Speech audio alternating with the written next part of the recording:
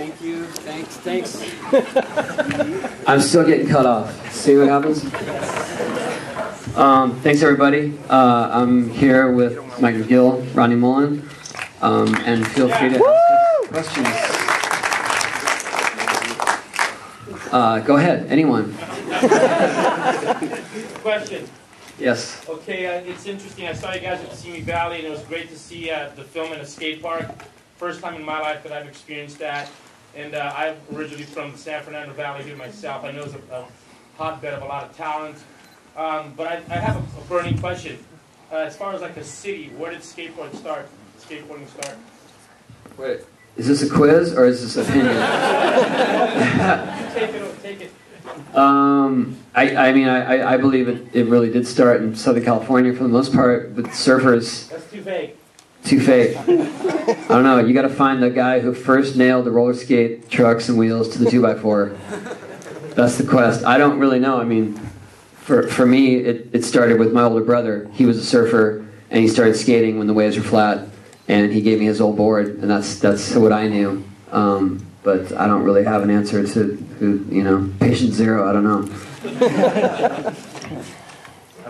Let's see. For me, I just saw a girl on the next block skating, and my dad wouldn't buy me a board, so I kept stealing hers, and finally he bought me a board. But. That's kind of sort of what it boils down to for all of us. You think, who are your heroes? And it's never that guy out in space. It's the people next to you that touch you. And that's where skateboarding started with us. Put it in our heart from the guy who's next, and you think, I relate to him. That's the beauty of it, for all of us. It doesn't matter where it started. It started with the guy next to you.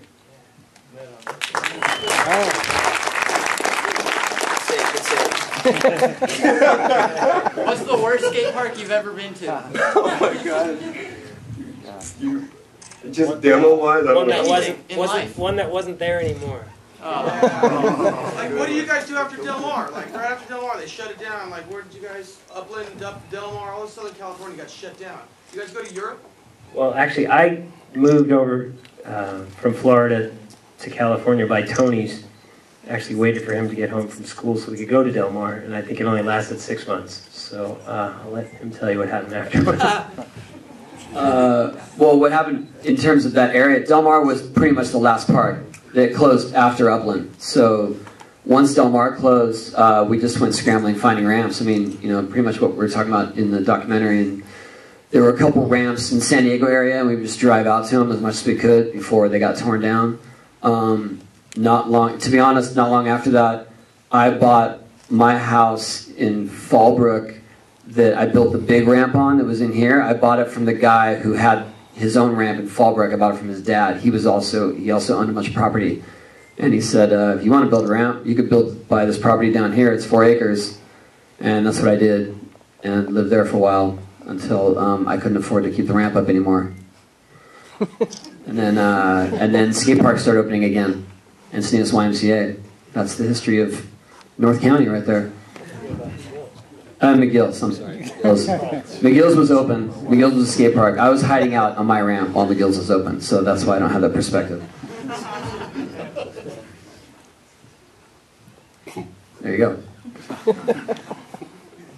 All right, I have one. Rodney just needed a flat land area, so he was good. All right, I have a question.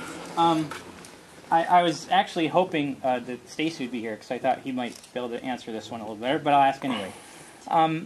The tone of this whole film, it's very different from, say, the Dogtown movie.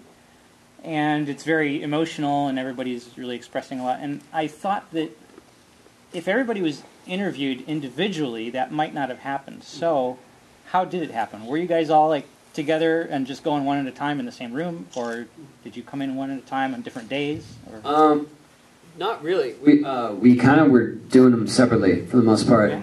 To be honest, I showed up, Mike V was just finishing his interview when I showed up, and when I sat down, the tone of the whole place was like, oh man, Rodney was here yesterday. You have no idea. Rodney's interview. And I mean, literally, the crew guys were like, we were crying. All right, well, here I go. Tough act to follow. That's how it was. I don't know if anyone was there for Rodney's interview.